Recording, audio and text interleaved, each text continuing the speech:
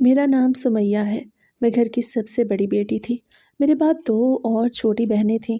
ہم تینوں بہنیں غیر معمولی طور پر خوبصورت تھیں۔ ہماری شکلیں ایک جیسی نہیں تھیں مگر کشش تینوں میں یکساں تھی۔ یہ خوبصورتی ہمیں ہماری ماں سے ملی تھی۔ ہماری ماں خود بہت حسین تھی۔ اس کی آنکھوں میں عجیب سی چمک تھی اور چہرے پر ایسی معصومیت تھی جو دیکھنے والے کو ٹھہرنے پہ مجبور کر دیتی تھی۔ مگر یہی خوبصورتی اس کے لیے نعمت نہ رہی بلکہ آہستہ آہستہ ایک عذاب بن گئی۔ ہمارے بابا شکل و صورت میں عام سے تھے۔ غربت ان کے چہرے پہ صاف دکھائی دیتی تھی۔ ان کی سوچ بہت تنگ تھی کیونکہ ان کی پرورش ایسے لوگوں میں ہوئی تھی جن کے ذہن شک سے بھرے ہوئے تھے۔ بابا ہمیشہ ماں پہ شک کرتے۔ وہ ہر وقت اسی خوف میں جیتے کہ میں بدصورت ہوں اور میری بیوی خوبصورت ہے، کہیں یہ مجھے چھوڑ نہ دے، کہیں یہ کسی اور کی نہ ہو جائے۔ اسی سوچ نے ان کے اندر کا انسان ختم کر دیا تھا۔ وہ ماں پر حد سے زیادہ کنٹرول رکھتے تھے۔ ماں کا ہنسنا انہیں ناگوار گزرتا تھا، ماں کا خاموش رہنا بھی انہیں شک میں ڈال دیتا تھا۔ وقت کے ساتھ ماں اندر سے ٹوٹتی چلی گئی۔ روز کے تانے، روز کی ذلت، روز کا خوف۔ بابا کا ماں پہ ہاتھ اٹھانا معمول بن چکا تھا۔ یہ کوئی ایک دن کی بات نہیں تھی، یہ ہمارے گھریلو نظام کا حصہ بن چکا تھا۔ ماں یہ سب سہتے سہتے آدھی پاگل ہو چکی تھی۔ جب بابا اس پہ ہاتھ اٹھاتے تو ماں روتے ہوئے بددعائیں دیتی۔ وہ کہتی تھی، اللہ کرے تیری بیٹیوں کے آگے آئے یہ سب کچھ۔ جب تیری بیٹیوں کے ساتھ یہ سب ہوگا تب تجھے احساس ہوگا۔ اس وقت ماں یہ نہیں سوچتی تھی کہ اگر ہمارے ساتھ برا ہوگا تو اسے بھی درد ہوگا۔ وہ خود اتنی زخمی ہو چکی تھی، اسے کسی اور کا زخم دکھائی نہیں دیتے تھے۔ ماں اب ہر بات پہ یہی جملہ دہرانے لگی۔ وہ کہتی تھی، تیری بیٹیاں ذلیل ہوں جیسے تو کسی کی بیٹی کو ذلیل کر رہا ہے۔ اس کی باتوں میں درد بھی تھا اور نفسیاتی ٹوٹ پھوٹ بھی۔ ہمارا گھر ایک عجیب سی فضا میں ڈوبا رہتا تھا۔ خاموشی بھی خوفناک لگتی تھی اور آواز بھی۔ بابا کے قدموں کی آہٹ ہمارے دلوں کی دھڑکن تیز کر دیتی۔ جیسے ہی وہ گھر میں داخل ہوتے ہم سب سہم جاتے۔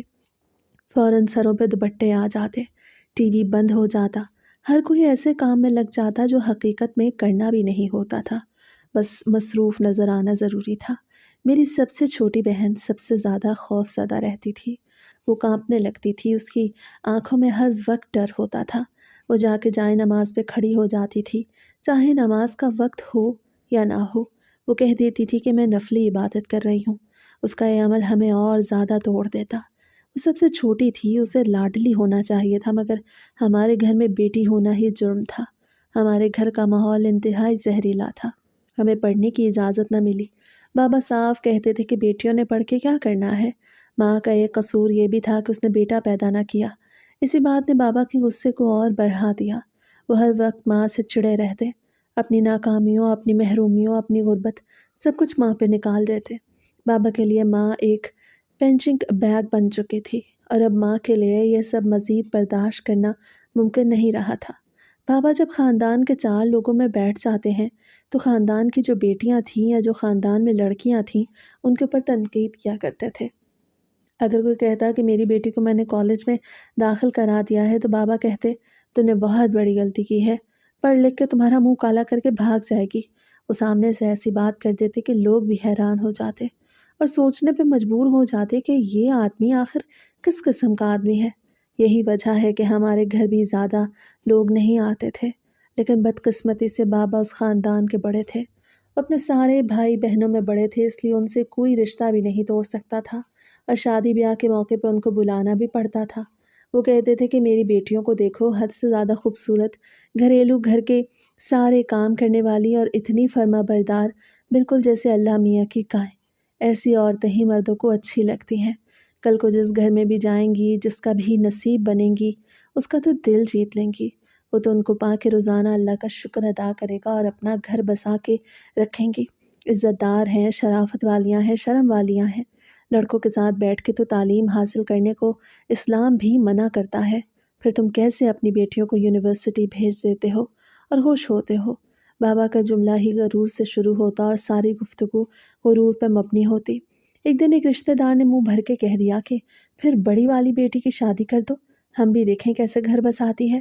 وہ ہماری بیٹیاں بھی اس سے سبق حاصل کرنے کے لیے آیا کریں گی، ٹیوشن پڑھا دیا کرے گی ان کو بھی، شادی کیوں نہیں کی ابھی تک؟ مسئلہ یہ تھا کہ بابا کو کوئی اچھا رشتہ نہیں مل رہا تھا، کیونکہ ایک جگہ انہوں نے بات کی تو انہوں نے کہا کہ ان پڑھ لڑکی ہے، ہمیں تو پڑھی لکھی بہو چاہیے۔ بابا نے کہا کیوں، تم لوگوں نے نوکریاں کروانی ہے؟ تو انہوں نے کہا نوکری نہیں کروانی ہوتی صرف، لیکن ایک پڑھی لکھی لڑکی اور ہوتی ہے، ان پڑھ لڑکی تو کسی چیز کو نہیں سمجھتی۔ بابا سب کے سامنے تھوڑا شرمندہ ہونے لگے تو کہنے لگے کہ چاند کے ٹکڑے ڈھونڈوں گا میں اپنی بیٹیوں کے لیے، یہ کالے پیلے موٹے پیٹ والے لڑکوں سے تھوڑی نہ شادی کرا دوں گا، ان کی پریاں ہیں پریاں، شہزادوں کے پاس جائیں گی، تم لوگوں کو کیا پتہ۔ میری درمیان والی بہن مجھے کہتی تھی کہ بابا نے اگر ہماری شادی کروا بھی دی تو ہمیں لگتا ہے کہ ہمارے گھر نہیں بسیں گے۔ میں اسے کہتی کیوں، ایسی بات کیوں کرتی ہو؟ تو وہ کہتی کہ اپنی ہی ماں کی بددعائیں لگی ہوئی ہیں، ہمیں بابا کا مقام فتح عمل سر پہ چڑھ کے ناچے گا، ہم کبھی خوش نہیں رہ پائیں گے، مجھے تو لگتا ہے ہماری شادیاں ہی نہیں ہوں گی۔ میں اسے کہتی تھی شادیاں نہیں ہوں گی تو ساری زندگی اس گھر میں ذلیل ہوتے رہیں گے، دعا کرو کہ شادی ہو جائے۔ وہ کہتی تھی ایک دوزخ سے نکل کے دوسری دوزخ میں چلے جائیں گے، کیونکہ ہمارے باپ نے جو ہماری ماں کے ساتھ کیا ہمارے ساتھ بھی وہی ہوگا۔ اور میں ڈرتی تھی کہ کہیں اپنے باپ جیسا شوہر مل گیا تو میں تو روز بروز پٹ نہیں سکتی۔ خیر سے ہمارا گھر اپنا تھا مگر گھر کے حالات کبھی اپنے نہ لگے۔ بابا کے پاس اتنے پیسے نہیں تھے کہ سکون سے گزارا ہو سکے، مشکل سے گزر بسر ہو رہی تھی اور ہر مہینے کا آخر میں فاقوں کا ڈر منڈلاتا رہتا۔ بابا کے پاس ہمارے جہیز کے لیے کچھ بھی نہیں تھا اور یہی بات ان کے اندر غصہ بن کے پلتی رہتی تھی۔ ایک عورت جو میرج بیورو چلاتی تھی اس نے بابا کو یہ تسلی دی تھی کہ اگر بیٹیاں خوبصورت ہوں تو بغیر جہیز کی بھی شادی ہو جاتی ہے۔ بابا نے اسی بات کو پکڑ لیا اور اس عورت سے کہا تھا کہ کوئی اچھا سا رشتہ دکھا دو۔ اس دن کے بعد بابا کا رویہ اور زیادہ سخت ہو گیا اور ہمیں یوں محسوس ہونے لگا جیسے ہماری خوبصورتی بھی ہمارے لیے سزا بن گئی ہو۔ بابا ہمیں بغیر برقعے کے کہیں جانے نہیں دیتے تھے، ہم تینوں بہنوں کے لیے گھر سے باہر نکلنا تقریباً ناممکن تھا۔ گلی کی ہوا تک ہمارے لیے اجنبی تھی، کھڑکی سے باہر دیکھنا بھی جرم سمجھا جاتا تھا۔ بابا کو ہر وقت یہ خوف رہتا تھا کہ لوگ ہمیں دیکھ نہ لیں، ہمیں یوں قید کر دیا گیا تھا جیسے ہم انسان نہیں بلکہ کوئی چھپی ہوئی چیز ہوں۔ گھر کی دیواریں ہماری حد بن چکی تھیں اور ہم نے خاموشی کو ہی اپنی عادت بنا لیا تھا۔ ایک دن گھر میں راشن بالکل ختم ہو گیا، ماں نے بابا کو فون کیا مگر بابا نے فون نہیں اٹھایا۔ ماں جانتی تھی کہ اگر وقت پہ کھانا نہ بنا تو بابا کا غصہ ٹوٹ پڑے گا۔ اس کے چہرے پر پریشانی صاف نظر آ رہی تھی۔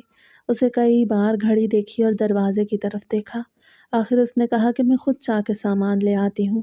اس کی آواز میں خوف بھی تھا اور مجبوری بھی، کیونکہ اس کے پاس کوئی اور راستہ نہیں تھا۔ ماں سے اس دن ایک بہت بڑی غلطی ہو گئی، وہ بغیر برقع پہنے صرف چادر اوڑھ کے گھر سے نکل گئی۔ کریانے کی دکان بالکل گھر کے سامنے تھی اور ماں نے سوچا کہ صرف 5 منٹ لگیں گے۔ بابا عموماً رات کو آتے تھے اور دن کے وقت ان کا آنا ممکن نہیں تھا۔ ماں کو ذرا سا بھی اندازہ نہیں تھا کہ آج قسمت اس کے ساتھ کیا کھیل کھیلنے والی ہے۔ وہ دکان پہ کھڑی سامان لے رہی تھی، اسی لمحے پیچھے سے بابا کی نظر اس پہ پڑ گئی۔ ماں کا جسم ایک دم کانپ گیا اور اس کے ہاتھوں سے چیزیں چھوٹنے لگیں۔ بابا نے سڑک پہ کھڑے ہو کے کچھ نہیں کہا مگر ماں سب کچھ سمجھ چکی تھی۔ وہ تھر تھر کانپ رہی تھی اور اس کی سانسیں بے قابو ہو چکی تھیں۔ بابا گھر میں داخل ہوئے اور ماں کا ہاتھ پکڑ کے اسے گھسیٹتے ہوئے کمرے میں لے گئے۔ دروازہ بند ہوا اور اندر سے مار پیٹ کی آوازیں آنے لگیں۔ یہ ہمارے لیے کوئی نئی بات نہیں تھی کیونکہ یہ سب روز کا معمول تھا۔ ہم تینوں بہنیں ایک دوسرے سے لپٹ گئیں اور خاموشی سے سب سنتی رہیں۔ ہم جانتی تھی کہ اگر ہم بیچ میں بولی تو ہماری بھی باری آ جائے گی۔ کافی دیر بعد اچانک آوازیں بند ہو گئیں۔ بابا کمرے سے باہر نکلے تو ان کا چہرہ بدلا ہوا تھا، ان کی آنکھوں میں خوف تھا اور قدم لڑکھڑا رہے تھے۔ ہمیں کچھ سمجھ نہیں آ رہا تھا اور دل زور زور سے دھڑک رہا تھا۔ ہم دوڑ کے کمرے میں گئی تو ماں زمین پہ پڑی تھی، وہ بالکل خاموش تھی اور اس کی سانسیں رک چکی تھیں، اب اس دنیا میں نہیں رہی تھی کیونکہ وہ مزید برداشت نہیں کر سکی تھی۔ بابا گھبراہٹ میں گھر سے بھاگ گئے، ہمارے گھر پہ قیامت ٹوٹ پڑی اور ہر چیز بکھر گئی۔ ماں کے بغیر گھر ایک خالی قبر جیسا لگنے لگا۔ محلے والوں نے شور اور چیخیں سن لی تھیں، کسی نے پولیس کو اطلاع دے دی۔ پولیس آئی اور بابا کو پکڑ لیا گیا اور ہم تینوں بہنیں ایک ہی دن میں ماں کے سائے سے ہمیشہ کے لیے محروم ہو گئیں۔ اماں کے کچھ رشتہ دار ابھی بھی اتنے دل والے تھے کہ انہوں نے کفن دفن کا انتظام کروایا۔ ماں کو عزت کے ساتھ مٹی نصیب ہو گئی مگر یہیں ان کی ہمدردی ختم ہو گئی۔ اتنا بڑا دل کسی کا نہیں تھا کہ وہ ہم 3 لڑکیوں کی ذمہ داری لیتا۔ سب نے اپنے اپنے عذر پیش کیے۔ کسی نے غربت کا بہانہ بنایا اور کسی نے حالات کا۔ بابا کے سارے رشتہ دار پہلے ہی ان کی حرکتوں سے تنگ تھے۔ ماں کے مرنے کے بعد انہوں نے بابا سے بھی ہاتھ اٹھا لیا۔ بابا کو سزا ہو گئی اور عمر قید سنائی گئی۔ ہم کچھ بھی نہ کر سکے کیونکہ نہ ہمیں قانون کا علم تھا اور نہ ہمیں بولنے کی ہمت دی گئی تھی۔ ہم اس قابل ہی نہیں بنائے گئے تھے کہ اپنے لیے آواز اٹھا سکیں۔ نہ ہم پڑھے لکھے تھے اور نہ ہمیں دنیا داری کا کوئی تجربہ تھا۔ رشتہ دار پہلے ہی ہم سے خفا تھے اور اب تو کسی نے صاف انکار کر دیا۔ ایک ایک کر کے سب دروازے بند ہو گئے۔ گھر میں بس ہم تینوں بہنیں رہ گئیں۔ ماں کے بغیر وہ گھر اجنبی لگنے لگا۔ دیواریں خاموش تھیں مگر ان میں چیخیں بسی ہوئی تھیں۔ بابا جیل میں تھے اور ہمارا کوئی سہارا نہیں تھا۔ ہم 3 اکیلی لڑکیاں تھیں جنہیں جینا بھی نہیں آتا تھا۔ گھر میں کوئی 15-20 دن کا راشن پڑا تھا۔ ماں نے چھپا چھپا کے کچھ پیسے بھی رکھے ہوئے تھے۔ وہ پیسے اس کی آخری سمجھداری تھے، مگر ہمارے سامنے پوری زندگی پڑی تھی۔ ہمیں سمجھ نہیں آ رہا تھا کہ کیسے گزرے گی، کیا ہوگا، کیا کریں گے۔ چھوٹی بہن ابھی تک ماں کے لیے رو رہی تھی۔ وہ کہتی تھی ماں نے کیا زندگی گزاری، ایسی زندگی کا کیا فائدہ، اچھا ہوا وہ دنیا سے چلی گئی، اس کا امتحان ختم ہو گیا۔ ہمیں بھی یہی لگتا تھا کیونکہ ماں نے واقعی بہت بری زندگی گزاری تھی، مگر ہمیں یہ احساس نہیں تھا کہ اب ہماری زندگی کا امتحان شروع ہو چکا ہے۔ میں سب سے بڑی تھی اس لیے سوچنے کی ذمہ داری مجھ پہ آ گئی۔ درمیانی بہن خاموش رہتی تھی اور چھوٹی بہن مسلسل روتی رہتی۔ بھائی کوئی تھا نہیں، باپ جیل میں، ہم 3 لڑکیاں اور کچھ بھی نہیں جانتی تھی ہم۔ ہماری خوبصورتی جو کبھی نعمت لگتی تھی اب دشمن بننے والی تھی۔ ہمیں یہ بھی نہیں معلوم تھا کہ باہر کی دنیا کتنی شفاف ہے۔ اس وقت بس اتنا معلوم تھا کہ ہم اکیلی ہیں اور بہت کمزور ہیں۔ ہم نے اس 15 دن کے راشن کو 1 مہینے تک پھیلا دیا۔ تھوڑا تھوڑا کھاتے، تھوڑا تھوڑا پکاتے، پانی والی دال ہوتی اور مٹھی بھر چاول۔ کئی دن ایسے بھی گزرے جب بس روٹی اور پانی پہ گزارا کیا۔ ہم نے ایک ایک نوالا ناپ کے کھایا۔ اس طرح 1 مہینہ کسی طرح گزر گیا۔ اس کے بعد جو پیسے بچے ان سے معاملات چلنے لگے، مگر قسمت کو شاید یہ بھی منظور نہیں تھا۔ چھوٹی بہن بیمار ہو گئی، اتنی بیمار کہ اسے ہسپتال لے جانا پڑا۔ 4 دن وہ ہسپتال میں رہی۔ اس کی سانسیں ہمیں ڈرا رہی تھیں۔ اس کے علاج پہ وہ سارے پیسے لگ گئے جو ماں نے چھپا کے رکھے تھے۔ گھر واپس آئے تو ہاتھ خالی تھے، نہ پیسے تھے نہ کھانے کو کچھ۔ اس کی حالت ابھی بھی خراب تھی۔ اگلا دن آیا اور گھر میں ایک دانہ بھی نہیں تھا۔ درمیانی بہن نے روتے ہوئے کہا کہ اپنی تو خیر ہے مگر یہ بیمار ہے، اگر اسے کچھ نہیں کھلایا تو یہ مر جائے گی یا پھر دوبارہ ہسپتال پہنچ جائے گی۔ میں نے اسے تسلی دی اور کہا کہ میں کچھ کرتی ہوں۔ یہ کہہ کے میں گھر سے باہر نکل گئی، مگر مجھے خود نہیں معلوم تھا کہ میں کیا کروں گی۔ میں نے کبھی اکیلے باہر قدم نہیں رکھا تھا۔ میں سڑک پہ کھڑی تھی اور آنسو بہہ رہے تھے۔ دل میں خیال آیا اگر کوئی گاڑی آئے اور میں اس کے سامنے آ جاؤں تو سب ختم ہو جائے، شاید سکون آ جائے، مگر ذمہ داریاں انسان کو مرنے نہیں دیتی۔ میں وہیں سڑک پہ کھڑی تھی، خالی ہاتھ، خالی دل، اور ایک ایسی زندگی کے سامنے جو مجھے نگلنے کو تیار تھی۔ تھوڑی دیر بعد میرے پاس ایک گاڑی آ کے رکی۔ گاڑی کے اندر سے ایک لڑکے نے شیشہ نیچے کیا اور مجھے غور سے دیکھا۔ اسے سیدھا سوال کیا کتنے پیسے لوگی؟ میں چند لمحوں تک سمجھ ہی نہ سکی کہ وہ کیا کہہ رہا ہے۔ میرے دماغ میں ایک ہی بات گونج رہی تھی کہ اسے کیسے پتہ چلا کہ مجھے پیسوں کی ضرورت ہے۔ میں نے گھبرا کے پوچھا، آپ پیسے کیوں دیں گے؟ اسے بڑے عام انداز میں جواب دیا، ظاہر ہے تمہارا وقت دوں گا تو پیسے دوں گا۔ اس کی بات سن کے میرے اندر خوف بھی تھا اور الجھن بھی۔ میں نے اس سے دوبارہ پوچھا کہ میرا وقت کس لیے؟ اس نے ہنستے ہوئے کہا، لگتا ہے پہلا دن ہے۔ میں نے کہا، کس چیز کا پہلا دن؟ اسے گاڑی کا دروازہ کھولا اور کہا، اندر آؤ، میں سمجھا دیتا ہوں۔ اس لمحے میرے قدم جیسے میرے اختیار میں نہ رہے۔ میں گاڑی میں بیٹھ گئی۔ اسے جو باتیں کی وہ سن کے میں حیران رہ گئی۔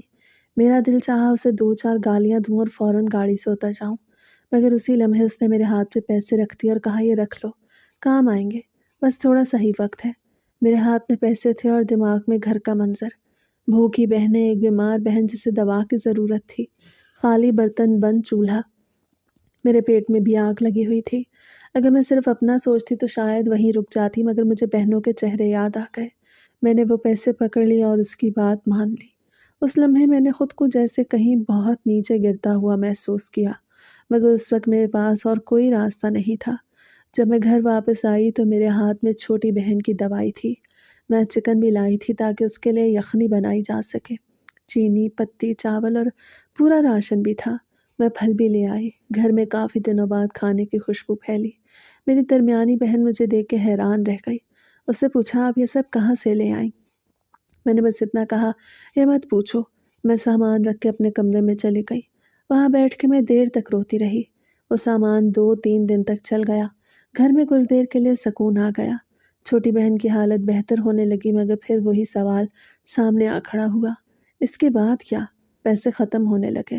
میں نے دوبارہ وہی راستہ اختیار کیا۔ میں جا کے سڑک پہ کھڑی ہونے لگی۔ مجھے خود بھی نہیں پتا چلا کہ میں کب اس دلدل میں اتر گئی۔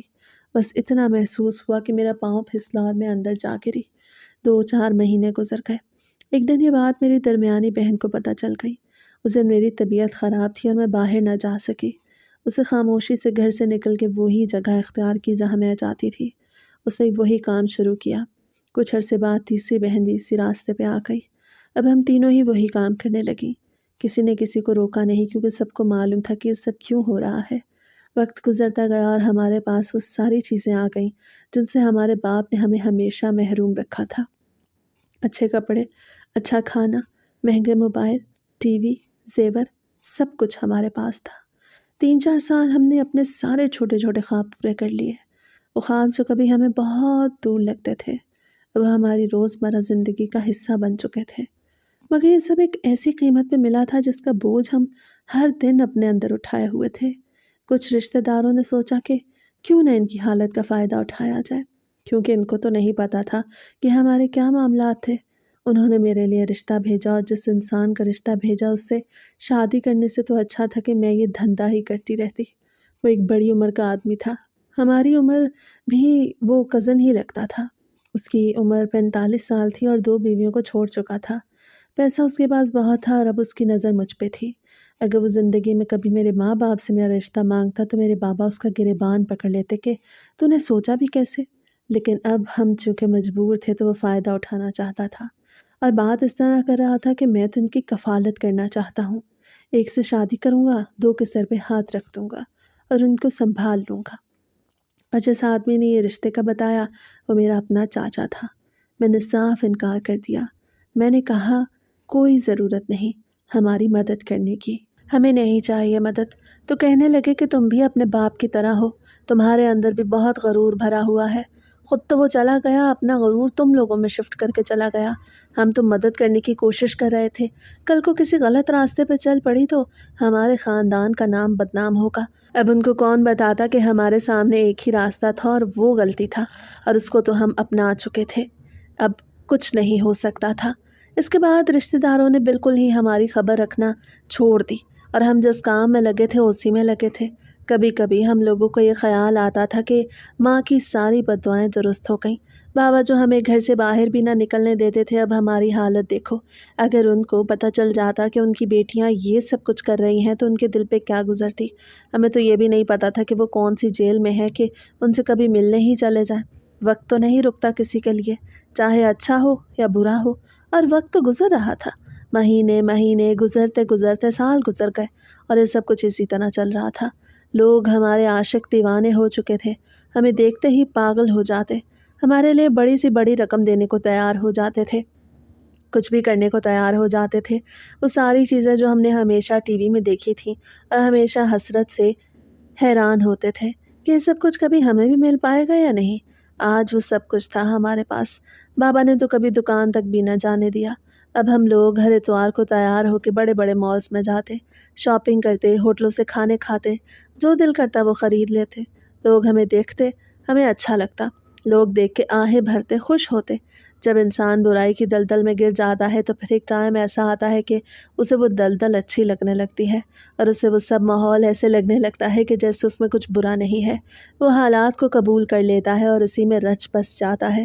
ہمارے ساتھ بھی یہی ہوا، ورنہ سوچا جائے تو یہ کتنی فضول بات تھی۔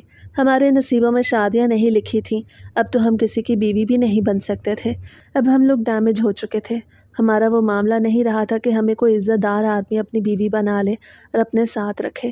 اب اگر ہم شادی کرتے تو اپنے پاؤں پہ کلہاڑی مارنے والی بات ہوتی، کیونکہ اگر کسی کو پتہ چل جاتا کہ ہم یہ سب کچھ کرتے رہے ہیں تو وہ بھی بابا کی طرح ہم پہ ہاتھ ہی اٹھا سکتا تھا، اور ہم جب اپنے لیے خود سب کچھ کر سکتے تھے تو ہمیں کسی سے پٹنے کی کیا ضرورت تھی۔ میرا ایک گاہک تھا جو باقی سب سے مختلف تھا، بہت زیادہ امیر۔ اس کی باتوں میں روب اور نرمی دونوں تھی۔ وہ پہلے سے شادی شدہ تھا اور حویلی والا تھا۔ اس کی زندگی میں دولت کی کوئی کمی نہیں تھی۔ وہ جب آتا تو اس کا انداز الگ ہوتا۔ وہ دیر تک بات کرتا اور مجھے غور سے دیکھتا۔ ایک دن اس سے کہا، تو مجھے بہت اچھی لگتی ہو اور میں تم سے نکاح کرنا چاہتا ہوں۔ اس کی بات سن کے میں ساکت رہ گئی۔ میرے دل میں ایک عجیب سا شور مچ گیا۔ میں نے کبھی یہ نہیں سوچا تھا کہ کوئی اس طرح کی بات کرے گا۔ اس دنیا میں تو ہمیں صرف جسم سمجھا جاتا تھا۔ یہاں نکاح اور عزت جیسے لفظ بے معنی لگتے تھے۔ میں نے خود کو سنبھالا اور اس سے پوچھا کہ کیا تمہیں پتہ ہے میں کیا کام کرتی ہوں؟ اس نے بہت سکون سے جواب دیا کہ ہاں مجھے سب معلوم ہے۔ اس نے کہا، میں سب جانتا ہوں لیکن میں تمہیں عزت دینا چاہتا ہوں۔ میں تمہیں اپنی بیوی بنانا چاہتا ہوں۔ اس کی بات سن کے میرے دل میں سوالات اٹھنے لگے۔ میں نے کہا، عزت دے پاؤ گے یا بس اپنے گھر لے جانا چاہتے ہو؟ میں جانتی تھی کہ ایسے وعدے اکثر کھوکھلے ہوتے ہیں۔ وہ بولا، نہیں میں واقعی عزت دینا چاہتا ہوں۔ اس نے کہا، تو میری اس پیشکش پہ غور کرو۔ میں تمہیں کسی اور کے ساتھ نہیں دیکھ سکتا۔ مجھے تم سے محبت ہو گئی ہے۔ اس کے لفظ محبت میرے کانوں میں عجیب لگ رہے تھے۔ میں نے تلخی سے ہنس کے کہا، امیر زادوں کو طوائفوں سے محبت ہو جاتی ہے۔ اس نے میری بات کا برا نہ مانا۔ اس نے کہا، ہاں ہو جاتی ہے۔ محبت تو کسی کو بھی ہو جاتی ہے۔ اس کے جواب میں کوئی غرور نہیں تھا مگر میرے اندر کا ڈر خاموش نہیں ہو رہا تھا۔ میں نے پھر ایک سوال کیا جو میرے لیے سب سے اہم تھا۔ میں نے کہا، میری باقی بہنوں کا کیا ہوگا؟ وہ چند لمحے خاموش رہا، پھر اس نے کہا، میں ان کا بھی خیال کروں گا۔ میں تم سب کو ساتھ لے جاؤں گا۔ حویلی میں رہنا تم لوگ بہت جگہ دیکھو گی۔ ہمارے پاس بہت پیسہ ہے۔ اس کے الفاظ بڑے تھے مگر میرا دل مطمئن نہیں ہو رہا تھا۔ پتہ نہیں کیوں میرا اس پر بھروسہ کرنے کا دل نہ کیا۔ شاید اس لیے کہ میں نے زندگی میں بہت وعدے ٹوٹتے دیکھے۔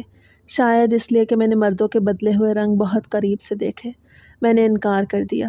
میں نے صاف کہہ دیا کہ مجھے یہ سب کچھ پسند نہیں۔ میں جانتی تھی کہ یہ انکار میرے لیے ایک اور موقع ہو سکتا تھا مگر ساتھ ہی ایک نیا خطرہ بھی۔ میں نے وہ راستہ چنا جو مجھے کم جانا پہچانا لگا۔ میں نے اس کے چہرے پہ مایوسی دیکھی مگر اس نے مجھے مجبور نہ کیا۔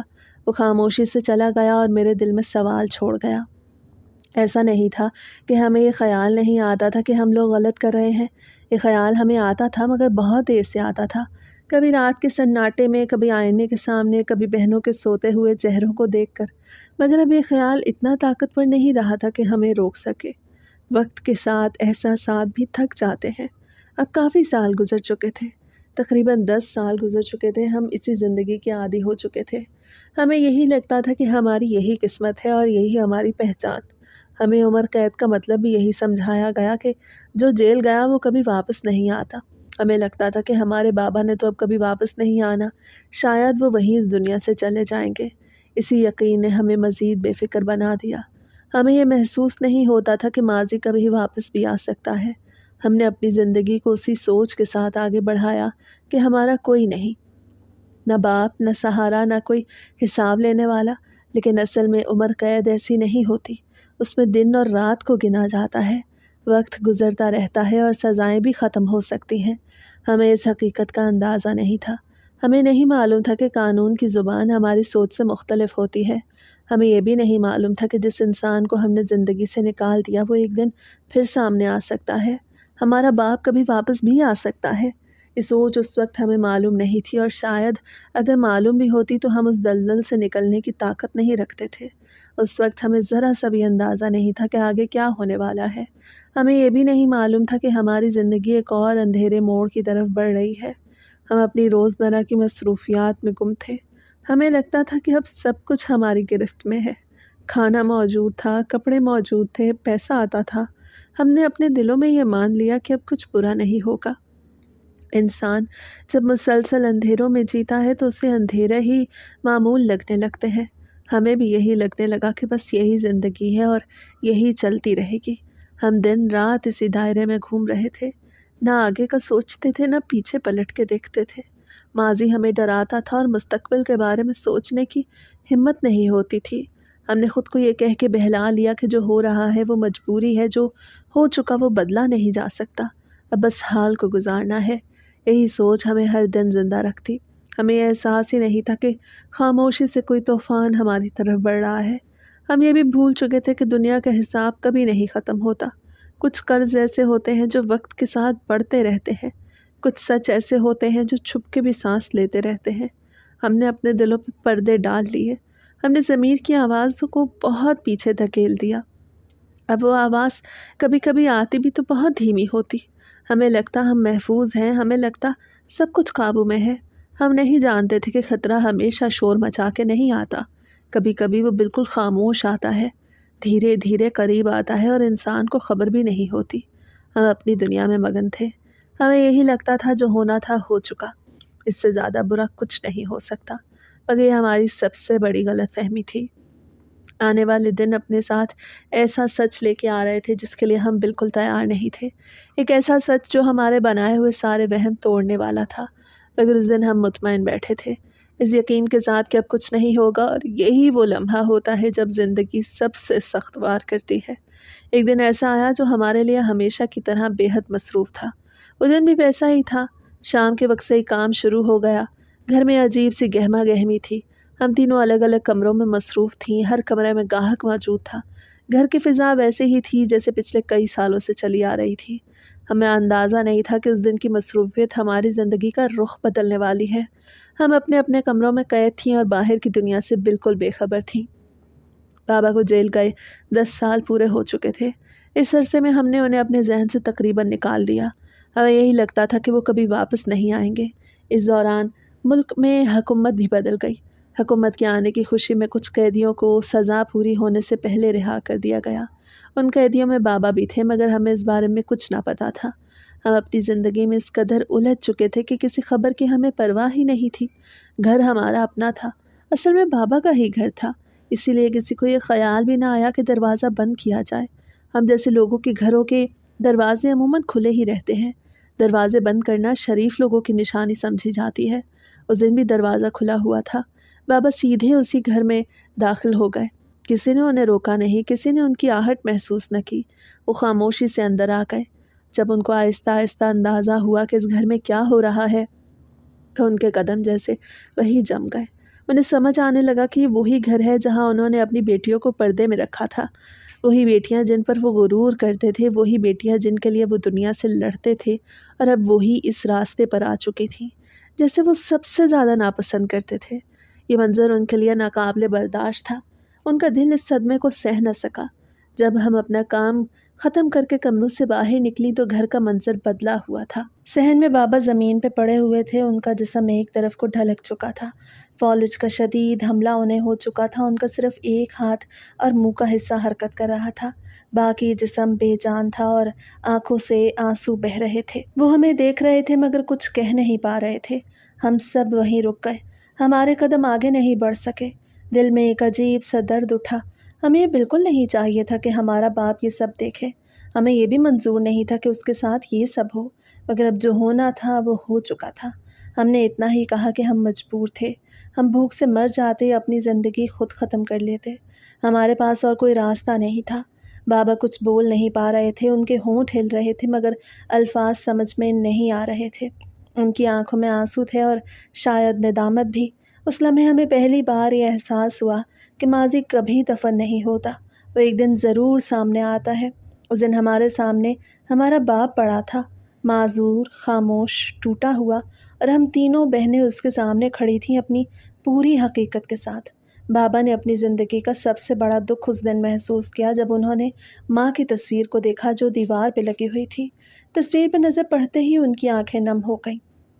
وہ تصویر جس میں ماں کی مسکراہٹ اور اس کی آنکھوں کی نرمی صاف نظر آتی تھی، اب بابا کے دل کو چبھ رہی تھی۔ انہوں نے خود کو قصوروار محسوس کیا، ہاتھوں کو مشکل سے جوڑ کے معافی مانگنے لگے۔ ہر بار جب وہ معافی مانگتے ان کی آنکھوں سے آنسو بہہ جاتے، وہ جان گئے تھے کہ انہوں نے اپنی بیٹیوں کی زندگی برباد کر دی تھی۔ وہ دن یاد آیا جب انہوں نے ماں کے ساتھ ظلم کیا تھا اور اب وہی ظلم ان کی بیٹیوں پر باز آ رہا تھا۔ ان کے دل میں افسوس اور پچھتاوا اس قدر بڑھ گیا کہ وہ اس لمحے سے کہیں اور نہیں دیکھ سکتے تھے۔ بابا کی آنکھوں سے نکلنے والے آنسو صرف ان کے دکھ کی نمائندگی نہیں کر رہے تھے بلکہ ایک احساس بھی تھا کہ انہوں نے اپنی زندگی میں غلطیاں کی ہیں۔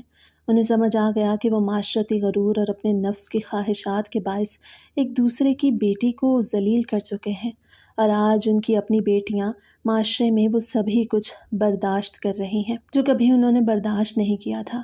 اس حقیقت نے ان کے دل کو اور توڑ دیا۔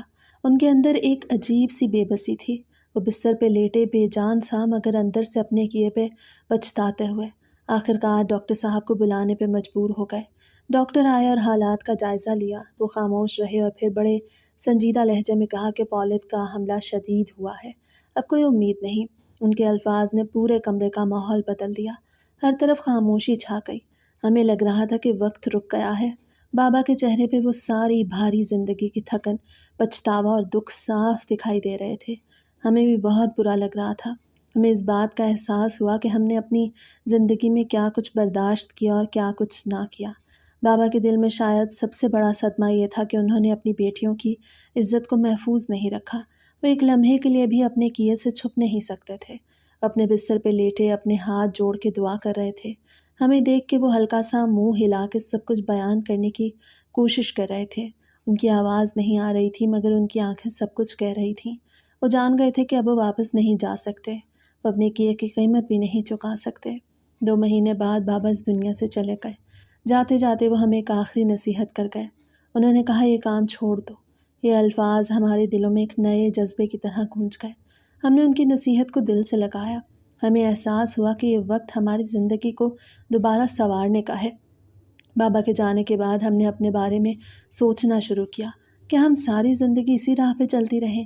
کیا ہم اسی طرح اپنی زندگی ضائع کرتی رہیں؟ یہ سوال ہمارے دل میں بجلی کی طرح گرا۔ ہم نے فیصلہ کیا کہ ہمیں یہ سب چھوڑ دینا چاہیے۔ اب تک ہم نے اتنے پیسے جمع کر لیے تھے کہ ہم اپنا کوئی کاروبار شروع کر سکتے تھے۔ ہمیں اندازہ ہوا کہ لالچ کس چیز کا تھا۔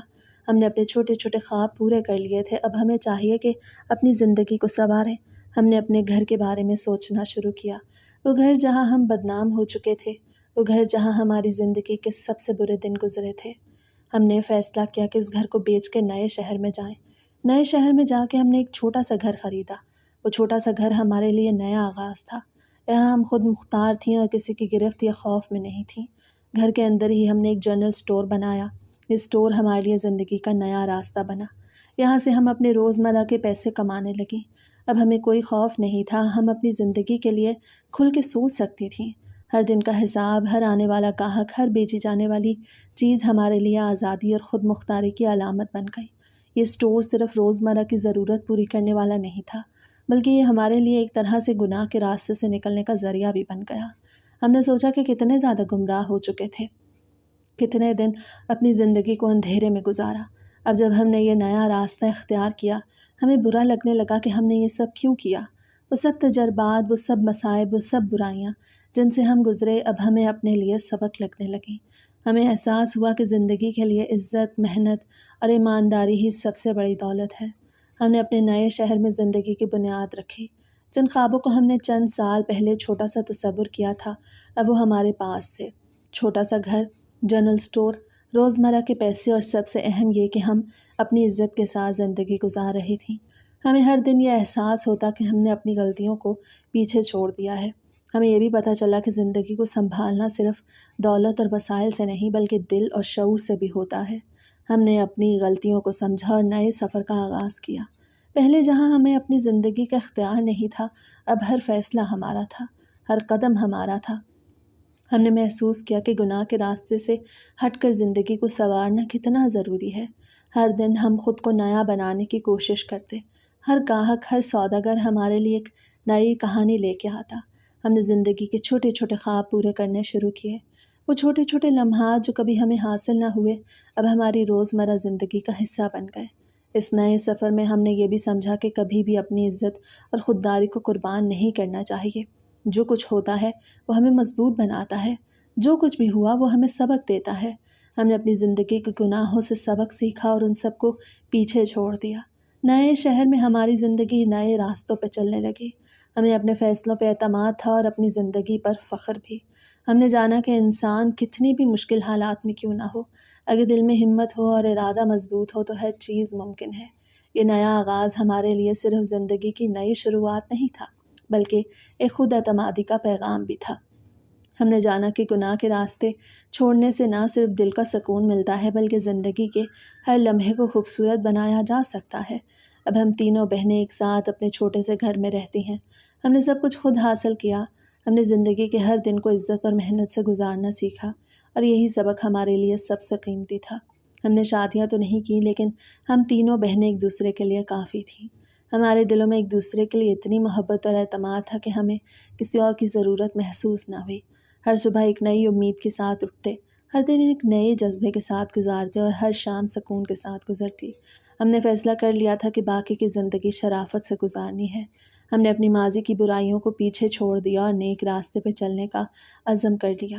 ہمیں معلوم تھا کہ یہ فیصلہ ہمارے لیے آسان نہیں ہے، لیکن ضروری تھا۔ اپنے نام بھی ہم نے بدل لیے، نئی شناخت کے ساتھ ہم نے ایک نئی زندگی کا آغاز کیا۔ یہ پہچان ہمیں اپنے ماضی سے آزاد کر رہی تھی۔ یہاں لوگ ہمیں دیکھ کے رشک بھی کرتے تھے کہ 3 بہنیں ہیں جنہوں نے مل کے دکان بنائی ہے اور حلال کمائی کر رہی ہیں۔ ہمارا یہ حلال رزق ہمیں اپنی عزت کے ساتھ جینے کا موقع دے رہا تھا۔ ہم نے جانا کہ محنت اور صبر کے ساتھ زندگی گزارنا کس قدر قیمتی ہوتا ہے۔ ہمارے ماضی کے بارے میں کوئی نہیں جانتا تھا اور یہی ہمارے لیے سب سے بڑی راحت تھی۔ لیکن یہ بات بھی حقیقت تھی کہ کوئی نہ جانتا ہو یہ الگ بات، آپ خود نہ بھول پائیں، یہ سب کچھ سب سے زیادہ تکلیف دہ ہوتا ہے۔ ماضی کی یادیں کبھی کبھار آنکھوں کے سامنے آ جاتی، کچھ پل کے لیے دل کو چبھتی۔ ہمیں اپنے دلوں میں گہرائیوں سے یہ یاد دلانا پڑتا کہ جو ہو گیا وہ ختم ہو چکا، اب ہمیں نئے راستے پہ چلنا ہے۔ ہم نے اپنی ہر یاد، ہر درد کو دل سے نکالنے کی کوشش کی۔ ہمیں احساس تھا کہ اگر ہم نے یہ سب نہ کیا تو یہ غم ہمیشہ ہمارے دل کے بوجھ کے طور پہ رہے گا۔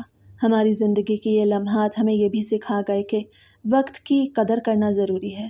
ہم نے ہر فیصلے میں احتیاط برتی، ہم نے اپنی دکان میں محنت شروع کی، ہر دن کو قیمتی بنایا اور ہر چھوٹے لمحے کو اہمیت دی۔ ہم نے سوچا کہ ہم اپنے گناہوں اور غلطیوں کے بارے میں دوسروں کے سامنے بات نہیں کریں گے۔ ہمیں اپنی عزت اور وقار کے ساتھ زندگی گزارنی ہے۔ ہر گاہک کے ساتھ ایمانداری، ہر کام میں محنت اور ہر فیصلے میں سوچ بچار ہماری ترجیح بن گئی۔ ہم نے اپنے دلوں کو صاف رکھا، ہم نے کبھی بھی کسی کے ساتھ دھوکہ یا ظلم نہیں کیا۔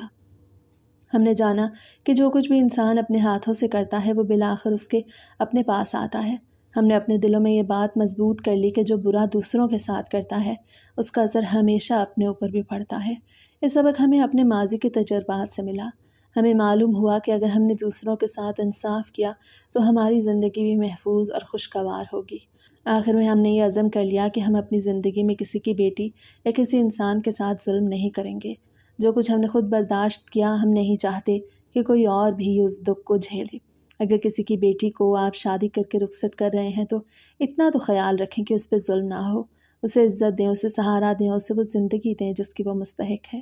یہی سب سے بڑا سبق ہے جو ہم نے اپنی زندگی کے تلخ تجربات سے سیکھا ہے۔ ہم اپنے نئے شہر میں زندگی کو خوشی اور سکون کے ساتھ گزارنا شروع کر چکے۔ ہم تینوں بہنیں ایک ساتھ رہتی تھیں اور ہر دن کو ایک دوسرے کے لیے بہتر بنانے کی کوشش کرتی تھیں۔ کبھی کبھار ہم اپنے ماضی کے دکھوں کے بارے میں بات کرتی تاکہ وہ دل کے بوجھ کم ہو جائیں۔ ہم جانتی تھی کہ یہ سب کچھ ہمیں مضبوط بنا رہا ہے۔ ہم نے اپنی محنت سے وہ سب کچھ حاصل کیا جو کبھی صرف خواب میں تھا۔ ہماری دکان اب ہماری پہچان بن گئی۔ لوگ ہمیں عزت سے دیکھتے، ہمیں رشک کرنے والے بھی تھے، لیکن ہم اپنے دل میں سکون محسوس کر رہی تھیں۔ ہم نے جانا کہ محنت اور ایمانداری سے کمائی ہوئی چیزیں دل کو سکون دیتی ہیں اور عزت کے ساتھ زندگی گزارنا سب سے قیمتی نعمت ہے۔ ہم نے اپنے ماضی کو بھلا دیا اور اپنے دلوں کو صاف کیا۔ ہم نے اپنے دلوں میں یہ عزم کر لیا کہ ہم اپنی زندگی کو شرافت، محنت اور عزت کے ساتھ گزاریں گے۔ آخر میں یہی کہنا چاہوں گی کہ جو بھی انسان دوسروں کی بیٹیوں کے ساتھ برا کرتا ہے اس کا اثر آخر کار اس کے اپنے اوپر بھی پڑتا ہے۔ زندگی میں انصاف اور عزت سب سے بڑی چیزیں ہیں۔ اگر کسی کی بیٹی کو آپ شادی کر کے رخصت کر رہے ہیں تو اتنا تو خیال کریں کہ اس پہ ظلم نہ ہو۔ یہ سبق ہم نے اپنی زندگی کے سخت تجربات سے سیکھا۔ یہی سبق ہمارے لیے سب سے قیمتی اور لازمی بھی ہے۔